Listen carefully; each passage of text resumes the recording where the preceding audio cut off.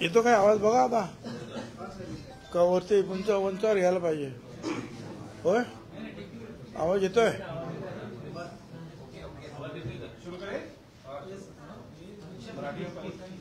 कुठे आहे आवाज येतोय का. कोण कोण आहे जरा चेहरे तर बघू दे कोण कोण आले आहेत. खूप दिवसाने दिसत आहेत ना नवीन वर्षाचे. हा काय बुधावले तुम्ही काय करताय तिकडे बिझी काय.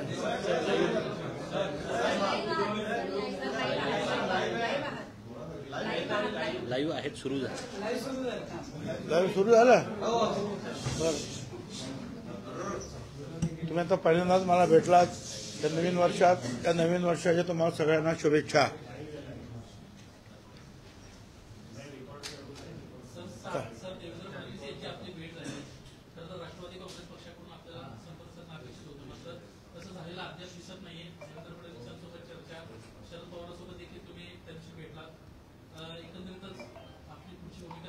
हे खरं आहे की मी मुख्यमंत्री फडणवीस यांना त्यावेळेला भेटलो होतो आणि 3 तारखेला सावित्रीबाई फुल्यांची जन्मतिथी असते आणि त्यांच्या त्या जन्मगावी नायगावला आणि तिथे नेहमीच आमचा मोठा कार्यक्रम असतो आणि यावेळेला मुख्यमंत्री आणि त्यांच्याबरोबर 7-8 मंत्रीसुद्धा या कार्यक्रमात हजर राहिले आणि तिथली जी काही आणखी काही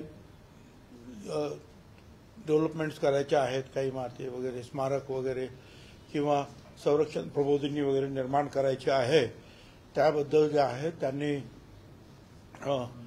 ताबडतोब जे आहे तिथल्या कलेक्टर आणि इतर सगळ्यांना जमीन अधिग्रहण करणे किंवा इतर जे काही काम आहे त्या सगळ्याच्या बाबतीत ताबडतोब त्यांनी ऑर्डरसुद्धा दिली. त्याच्यामुळे ती कामंसुद्धा जी आहे आता मार्गी लागतील आणि त्याच दिवशी संध्याकाळी चाकणला तिथल्या मार्केट कमिटीच्या वतीनं महात्मा फुले आणि सावित्रीबाई फुले यांची पूर्णाकृती पुतळ्यांचं उद्घाटन होतं म्हणजे अनावरण होतं आणि तिथे पवार साहेब होते आणि त्यांनी मला बोलवलं होतं.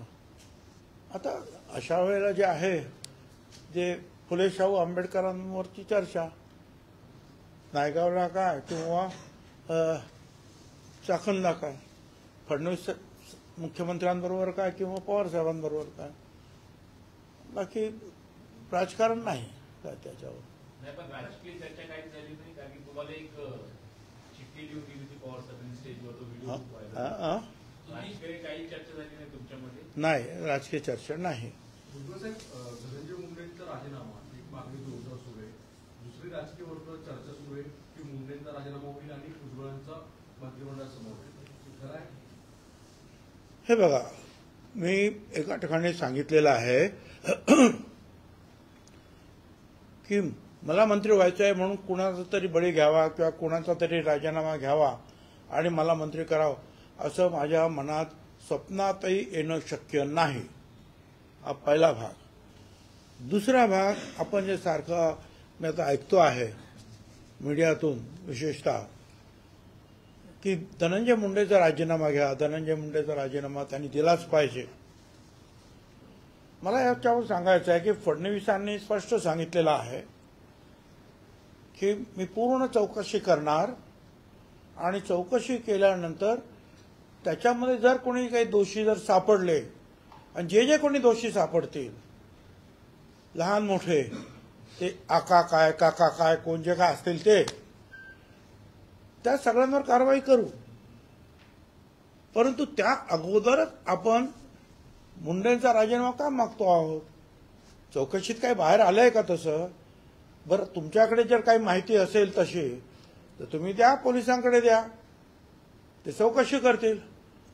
परंतु असं जर जोपर्यंत कन्फर्म्ड होत नाही की त्यांचा हात त्याच्यामध्ये कुठेही आहे तोपर्यंत का राजीनामा त्यांनी द्यावा किंवा मागावा तरी आपण. मला हे काही बरोबर योग्य वाटत नाही. एवढी काय साफ म्हणून भुई थोपटणं हे काही बरोबर नाही. कारण या अशा एका प्रकरणातून मी सुद्धा स्वतः गेलेलो आहे. 2003 मध्ये ते तेलगी प्रकरणामध्ये तेलगीला मोका लावला मी, पकडलं मी, सगळं काही केलं मी, आणि माझ्यावर आरोप व्हायला लागल्याबरोबर माझा राजीनामा घेण्यात आला. त्यावेळेला मी उपमुख्यमंत्री आणि गृहमंत्री सुद्धा होतो. आणि मग तिथली परिस्थिती आणखीन फार विचित्र टर्न त्याला मिळत होते. तिथे राज्य त्यावेळेला आमचं होतं, राज्य सरकारमध्ये आमचं राष्ट्रवादी आणि काँग्रेस सरकार होतं. परंतु एकूण परिस्थिती पाहता शेवटी मीच गेलो तिथे, सुप्रीम कोर्टामध्ये प्रयत्न केले आणि सुप्रीम कोर्टाच्या माध्यमातून ती केस जी आहे इथून सीबीआयला नेली. आणि सीबीआय त्यावेळेला वाजपेयी साहेबांचं बीजेपी सरकार होतं आणि सीबीआयने पूर्ण आमची चौकशी केली, पूर्ण सगळ्या फायली तपासल्या, प्रश्न विचारले आणि त्याच्यानंतर त्यांनी सांगितलं की तुमचं त्याच्यामध्ये काहीही दोष नाही, तुम्ही केलेली कारवाई अगदी योग्य आहे.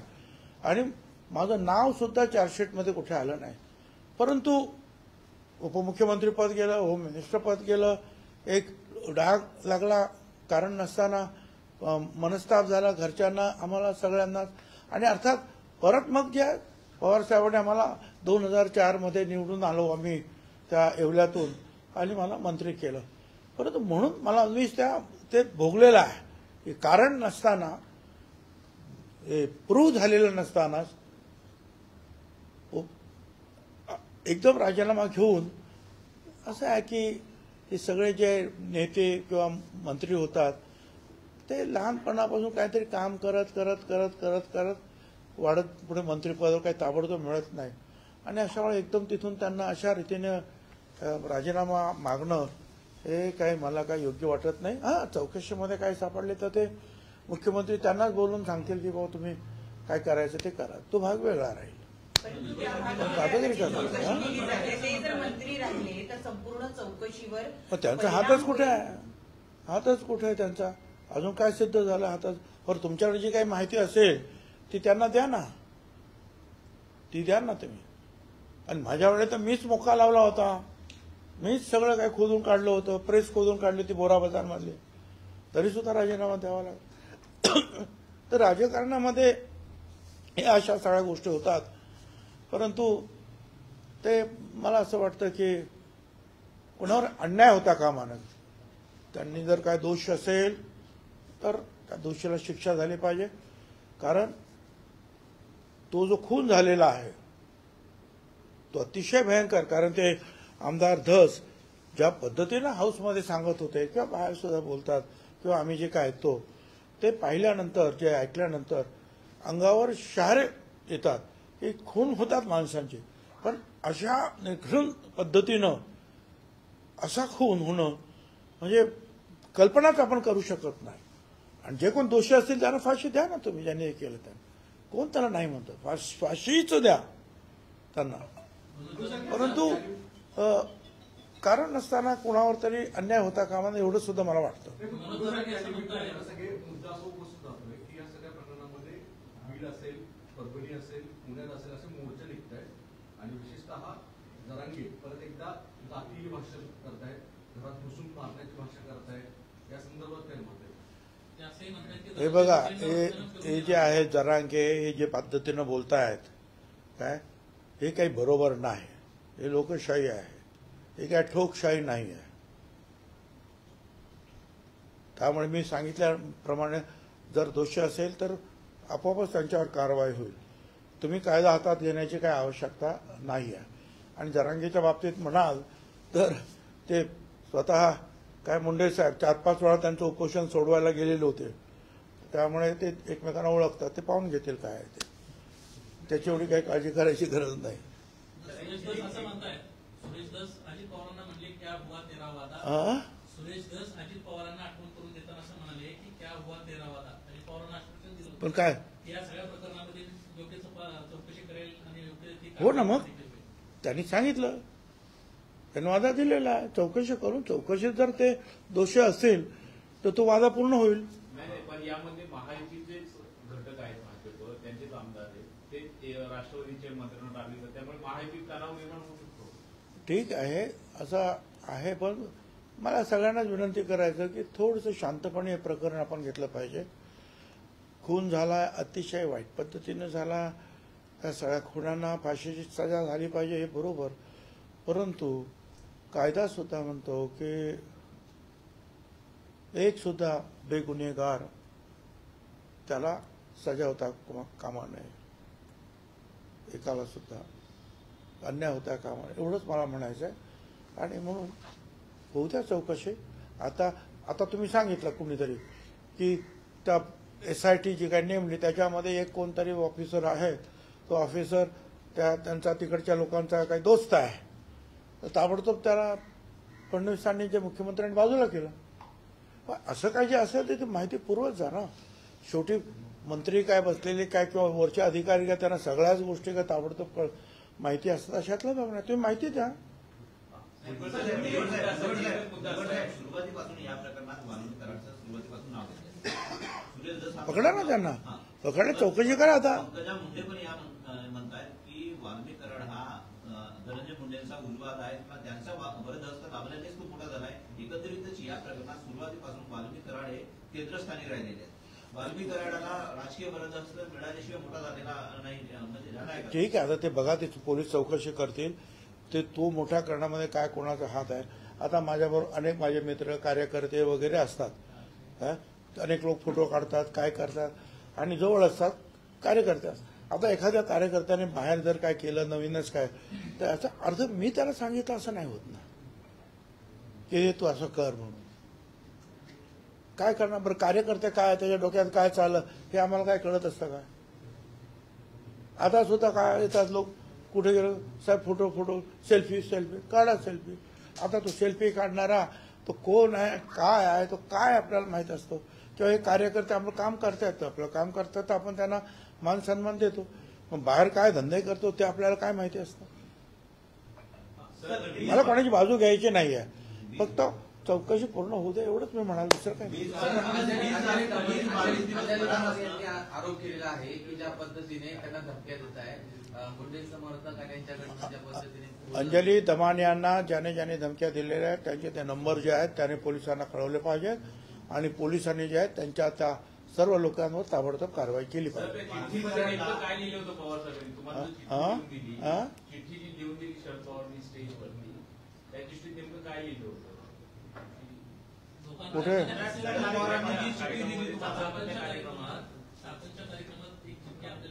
अच्छा चिठ्ठी लिहिली ते काय लिहिलं आहे त्याच्यावर काय पडदे में रहने दो पडदा असं ते चिठ्ठीत लिहिलं होतं की असं तुम्ही म्हणताय आम्हाला. चिठ्ठीत असं लिहिलं होतं की तुम्ही सांगताय. मी सांगितलं आता एकदा, त्याचं उत्तर दिलं आता काय परत. प्रफुल्ल पटेल सुनील तटकरे लगातार प्रफुल्ल पटेल सुनील तटकरे लगातार कह रहे मीडिया के सामने कि भुजबल साहब को मनाने का प्रयास किया जाएगा कि 1-2 दिन में आपसे मुलाकात करेंगे, लेकिन वो आपसे क्या उनकी मुलाकात हुई, सच में वो मनाने का प्रयास करे? हमारी कोई मुलाकात नहीं हुई, कोई बातचीत नहीं हुई है. जब आपको तो बयान देकर मीडिया के सामने बयान देकर आपकी भावनाओं के साथ खेलने का प्रयास हो रहा है उनकी तरफ, मैं कुछ भी नहीं कहना चाहता हूँ. सर ये बात आज क्या मेरी सारी भावना जो है मर गई है, खत्म. सर क्या कहूँ मैं. सर इसके अलावा सर इसके अलावा एक्शन प्लान क्या है? एक्शन प्लान क्या आहे? सर प्लान ऑफ एक्शन आगे का क्या है? मी तुमच्याशी बसतो आणि ठरवून आपण काय करायचं प्लॅन ऑफ ऍक्शन पुढे. हे तुम्ही जरा आता गप्पा वगैरे मारताना आपण ठरवू, तुम्ही काय सांगतात त्याचा पण विचार करू. सर इसके अलावा अजित पवार ने कहा है कि मतदाताओं को कहा है कि आपने मुझे वोट देकर मेरे मालिक नहीं बन गए, मैं आपका मजदूर नहीं बना, इस पर आपका क्या कहना?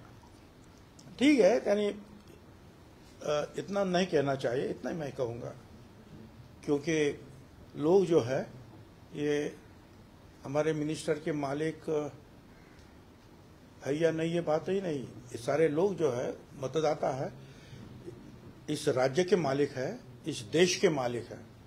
बाबा साहब अम्बेडकर ने सबको इस देश के मालिक बनाया है. हमारी क्या बात होती है? सर आपको आरोप ये एरोगेंस दिख रहा है सत्ता में आने के बाद दादा का. मैंने उस पर जो है जवाब दे दिया है. सर संजय गायकवाड़ जो है जिस तरीके का उनका भी एक बयान आया है कि 5,000 2,000 रुपए में देने वाले वोट जो है इस तरीके की जो टिप्पणी की है उसको आप किस तरीके से देख रहे हैं? लगातार इस तरीके के विवाद मैं फिर से इसके बारे में इतना ही कहूंगा कि जो हमारे उप मुख्यमंत्री और भूतपूर्व मुख्यमंत्री शिंदे साहब हैं, उनको चाहिए कि उनको थोड़ा जरा लगाम लगाए, क्योंकि मेरे बारे में भी ऐसा ही उन्होंने पहले कहा था कि जब ये जरांगे और मेरा जब सब चला था तो मेरे बारे में कहा था कि छगन भुजबल को जो है कि कमर में जो है लात मारकर जो है मंत्रिमंडल के बाहर निकालो। और 2.5 महीने पहले मैंने जो इस्तीफा दिया था, और मगर मुख्यमंत्री ने कहा था कि इसके बारे में कुछ बोलो मत, तो मैंने नहीं बोला था। मगर जब इसने ये बोला लात मारकर उसको निकालो, किक आउट, तो मैंने बोला कि भाई कुछ जरूरत नहीं है लात वीत मारने की, मैंने इस्तीफा दे दिया जाओ। तो ये जो है जरा ज्यादा बोलते हैं क्या, उससे लोगों को मन दुख होता है, नहीं बोलना चाहिए। तो शिंदे साहब को चाहिए कि उनको समझाए।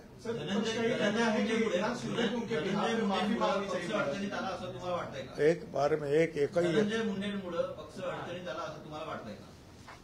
असं आहे की मला अजून तरी म्हणजे अडचण निर्माण केली गेलेली आहे सगळ्या बाजूने, परंतु जोपर्यंत जे आहे न्याय सांगतोय की नीट चौकशी करा आणि त्याच्यानंतर अडचण वाटली तुम्हाला खरी तर त्याच्यावर जे काही पावलं उचलायला पाहिजे। माणिकराव कोकाटे असं म्हणताय की भुजबळांचे लाड पक्षानं खूप केलेले आहेत, त्यांना जो योग्य निर्णय वाटतो तो त्यांना घेऊ द्या, अशा पद्धतीची प्रतिक्रिया माणिकराव कोकाटेंना मला सांगायचं आहे की छगन भुजबळ या राष्ट्रवादी काँग्रेस पक्षाचा संस्थापक आहे, पवार साहेबांबरोबरचा।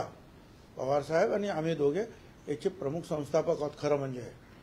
काय माझा जो एटेंट बंगला होता विरोधी पक्षनेत्याचा, तिथेच या झेंडा कुठला असावा, नाव काय असावं, व त्याची जे निशाणी आमची घड्याळ कशी असावी, एवढंच नाही तर घटना अमुक तमुक सगळं काय केलेलं आहे। आणि मी या प्रांताध्यक्ष सुद्धा पाहिला आहे। कोकाटे हे तसं पाहिलं तर उपरे आहेत। 5 वर्षापूर्वी ते कधीही राष्ट्रवादीत नव्हते। 5 वर्षापूर्वी त्याने माणसं पाठवले की त्यांना यायचं आहे। मी पवार साहेबांना विचारलं, पवार साहेब तयार नव्हते, पण मी म्हटलं की जाऊ द्या, काय मला काय ते बोलले असतील, शिव्या दिल्या असतील मागच्या निवडणुकामध्ये, परंतु आपण आता निवडणुका आहेत आणि नंबर वाढवला पाहिजे। पवार साहेबांनी सांगितलं की तुला काय पाहिजे तो घ्या निर्णय, आणि आम्ही त्यांना घेतला। आम्ही त्यांच्या प्रचाराला सुद्धा गेलो पावसामध्ये। आता ते मला काय सांगणार की आता मी संस्थापक अध्यक्ष, मी सगळा काय, तर माझ्या पक्षाने मला माझे लाड केले, किती केले, काय केले, तर माझ्या पक्षाने मी पाहून घेईन। अरे तुम्ही काल आलात, तुम्ही काय, तुम्हाला बोलण्याचा काय अधिकार आहे राव? सर इसी से आगे जुड़ा हुआ है कि जिसे आपने पार्टी में लाया वो बिना किसी हाईकमांड के बैकिंग के आपको पार्टी से बाहर निकालने की बात कह नहीं सकता है। तो आपको लग रहा है कि जो बयान आ रहे कोकाटे के वो ऊपर से कहा गया है इनडायरेक्टली आपको लेकर? नहीं, ऊपर से इनको ये ऐसा कहो, ऐसा कहने वाला कोई नहीं, ये अपने आप बोलता है। ऊपर से कोई उनको ऐसा बोलने वाला नहीं। सर धनंजय मुंडे का कहा जा रहा है कि उनका इस्तीफा लेकर शायद वो मंत्री पद आपको दे दिया जाएगा। इस पर देखिए मैंने उसका जवाब दे दिया है, मराठी में दिया है। मराठी में क्या दिया उसका जो ट्रांसलेशन आप कर लीजिए भाई। मैं कभी नहीं चाहता कि किसी का मंत्री पद निकालकर जो है मुझे दिया जाए, और धनंजय मुंडे का इस्तीफा क्यों लिया जाए? जब तक ये प्रूव नहीं होता है, साबित नहीं होता है कि वो उनके ऊपर जो इल्जाम लगाया जा रहा है वो सही है, तब तक क्यों इस्तीफा मांग रहे, क्यों, और उसने क्यों इस्तीफा देना भी चाहिए? त्याच्यामागे असं कारण आहे, संभाजीराजेंचं असं म्हणणं होतं की धनंजय मुंडे मंत्री आहे आणि प्रशासनाचे अनेक लोक जे आहेत त्यांच्या संबंधी आहेत, चौकशी समितीवर एक दबाव तंत्राचा वापर त्या ठिकाणी होऊ शकतो। आता दोन जे अधिकारी त्यांना बाजूला केलं, मात्र अशा पद्धतीचे असं आहे की शेवटी या राज्याचे मुख्यमंत्री फडणवीस आहेत, होम डिपार्टमेंट त्यांच्याकडे आहे काय, आणि इथे काही 1-2च पोलीस काम करत नाही, अनेक पोलीस काम करत असतात। तुम्हाला पण कोणी वाटलं की बा या पोलिसाची तिथे नेमणूक झाली पाहिजे, त्या ऑफिसरची नेमणूक झाली पाहिजे, करा ना काय। आणि असं जर काय कोणावर काय प्रेशर वगैरे आलं तर ते ताबडतोब मुख्यमंत्र्यांच्या कानावर जाणारच आहे। एवढं काही सोपं नाही। ही केस एवढी म्हणजे वाईट केस आहे, म्हटलं तर वाईट केस आहे। की याच्यामध्ये कोणी पोलीस ऑफिसर सुद्धा रिस्क घेणार नाही, अशी ही केस आहे. ही अशा रीतीची हत्या ही पहिल्यांदाच झालेली आहे या राज्यामध्ये. त्याच्यामुळे कुणी पोलीस ऑफिसर सुद्धा काय मंत्री असेल आणि कोणी असेल तर त्याच्या दबावाला बळी पडेल असं मला वाटत नाही. तो माझा अनुभव आहे काही वर्षाचा, तो होम मिनिस्टर म्हणून मला असं वाटतं. आणि ते असं असला तर ते ताबडतोब वरती कळवतील की असं चाललंय. पालकमंत्रीपद भाड्यानं दिलं गेलं होतं वाल्मिक कराड. अजय, पालकमंत्रीपद वाल्मिक कराड यांना भाड्यानं दिलं गेलं होतं असं म्हटलं गेलं या प्रकरणात. मैंने कुछ सुना नाही, मला काय माहित नाही ते काय ते. बाकी काय त्याचे चिल्लर काय कोण काय बोलतो. महत्वाच्या प्रश्नाला मी तुम्हाला उत्तर दिलेलं आहे. सुजय विखे पाटिल के बारे में एक सवाल है सर. सुजय विखे पाटिल के बारे में जो माजी खासदार थे, उनका ये कहना है कि जो भिखारी हैं वो बड़े पैमाने पर साईं के दरबार पे आ रहे हैं और भिखारियों का बिला लगा हुआ है, जो खाने के लिए आ रहे हैं, भोजन खाने के लिए आ रहे हैं, पर प्लेट 25 रुपए भक्तों से लेना चाहिए, ऐसी उन्होंने बात की है. डेरोगेटरी स्टेटमेंट को आप कैसे देखते हैं? वो तो ठीक है कि सुजय विखे पाटिल ने जो भी कुछ कहा है, तो सारे के तो भिखारी वहां नहीं रहते हैं. बाकी हम लोग भी कई बार जाते हैं, जो भी दान धर्म करना है वो भी करते हैं, और वो प्रसाद के तौर पर जो है वह खाना खाया जाता है. मगर उसके बारे में मैं ज्यादा क्या बोलूं, उसके पिताजी ने उनका कान पकड़ा है तो काफी है. यहाँ पे नहीं रहना, वहाँ पे क्या चैना, अशा पद्धतीचं तुमचं वक्तव्य प्रचंड गाजलं. आता बराच कालावधी लोटलेला आहे, पक्षाकडूनही काही होत नाहीये. नेमकं आता भुजबळ साहेबांची पुढची भूमिका काय असणार आहे? सांगेन ना तुम्हाला, मी म्हटलं ना आपण बसू एकत्र, कॅमेरा बाजूला करून त्यावेळेला चर्चा करून अजित पवारांचा फोन वगैरे आला का तुम्हाला काही की बाबा नाराज नाही. अजिबात नाही. नवीन वर्षाचा संकल्प काय आहे? नवीन वर्ष आहे, तुम्हाला सगळ्यांना शुभेच्छा. नागपूर अधिवेशनामध्ये उद्धव ठाकरेंनी तुमचं कौतुक केलं होतं. भुजबळ खूप चांगले नेते आहेत, नाराज असले तरी आम्ही त्यांची काळजी घेऊ असं बोलले होते.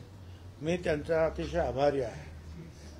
जे नेते माझ्याबद्दल चांगलं बोलले किंवा मंत्री काही चांगलं बोललेले आहेत, मुख्यमंत्री सुद्धा बोललेले आहेत, विरोधी पक्षाचे जे आहेत नेते बोललेले आहेत, त्या सगळ्यांचा मी मनापासून आभारी आहे. पण तुमचा काही संपर्क किंवा तुम्हाला काही कॉल उद्धव ठाकरेंचा नाही, भविष्यात काय होईल विचारून सांगतो त्या एखाद्या काय म्हणतात ज्योतिषांना विचारतो भविष्यात काय होईल. ठीक आहे, सगळ्यांना धन्यवाद.